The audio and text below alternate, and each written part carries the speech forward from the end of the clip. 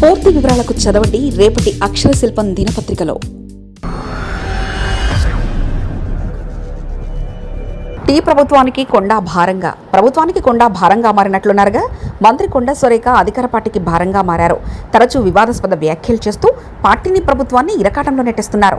మంత్రివర్గంలో ఉంటూ వివాదాస్పద వ్యాఖ్యలు చేస్తూ తరచూ కాంగ్రెస్ పార్టీకి తలనొప్పిగా తయారయ్యారు.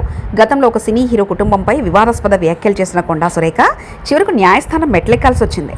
కొండా సురేఖ నిత్యం వివాదాస్పద వ్యాఖ్యలు చేస్తుండటంతో పాటు కాంగ్రెస్ హైకమాండ్ ఎన్ని మార్లు చెప్పినట్టుకీ ఆమె తీరు మారడం లేదు. కేటీఆర్ మీద కూడా వ్యక్తిగత ఆరోపణలు చేసి ఆమె పరువు నష్టం దావాను ఎదుర్కొన్నారు. ఇలా కొండా సురేఖ తరచూ ప్రభుత్వానికి పంటి కింద రాయిలా మారారు. మంత్రి కొండా సురేఖ మరోసారి వివాదాస్పద వ్యాఖ్యలు చేశారు. ఫైల్స్ క్లియరెన్స్ చేయడం కోసం కొందరు మంత్రులు డబ్బులు తీసుకుంటారని, తాను ఎలాంటి డబ్బులు ఆశించడం లేదని కొండా సురేఖ తెలిపారు. ఇలా వివాదాస్పద వ్యాఖ్యలు చేసిన మంత్రి కొండా సురేఖ తాను నిజాయితీ పరురాలంటూ ఆమె చెప్పుకొచ్చారు. తన అలా ఎవరు ఉండరంటూ కూడా అన్నారు. అంటే మిగిలిన కాంగ్రెస్ మంత్రులు అవినీతి పరులంటూ ఆమె పరోక్షంగా చేసిన వ్యాఖ్యలు జనంలోకి వెళ్ళిపోయాయి. తాను శుద్ధపూసనని చెప్పుకోవడం తప్పులేదు, కానీ తాను మిగిలిన మంత్రుల్లాగా ఫైళ్ల క్లియరెన్స్ కోసం డబ్బులు తీసుకోవడం లేదని చెప్పి కాంగ్రెస్ పార్టీ ఆగ్రహానికి గురయ్యారు. తాను నిజాయితీ పరురాలని చెప్పుకోవడానికి ఎవరూ అభ్యంతరం పెట్టరు, కానీ మంత్రివర్గంలో ఉంటూ తానొక్కరే ఫైల్ క్లియరెన్స్కు డబ్బులు తీసుకోలేదనడం అంటే మిగిలిన మంత్రులను కించపరిచినట్లేనని అంటున్నారు. ప్రభుత్వ కాలేజీ నిర్మాణానికి 4.5 కోట్ల రూపాయలు ఖర్చయిందన్న కొండా సురేఖ తాను డబ్బు ఆశించకుండా కాలేజీ కట్టించానని చెప్పారు. ఇప్పుడు పార్టీలోనూ ఇది చర్చనీయాంశమైంది. మంత్రిగా ఆమె చేసిన వ్యాఖ్యలు సోషల్ మీడియాలో వైరల్గా మారాయి. పార్టీ కార్యకర్తలే ఆమె చేసిన వ్యాఖ్యలను తప్పుపడుతున్నారు.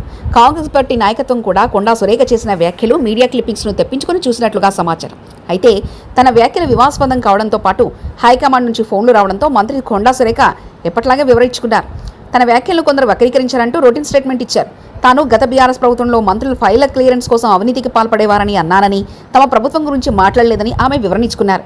కానీ కొండా సురేఖ చేసిన వ్యాఖ్యలు అప్పటికి పార్టీని, ప్రభుత్వాన్ని బాగా డ్యామేజ్ చేశాయి.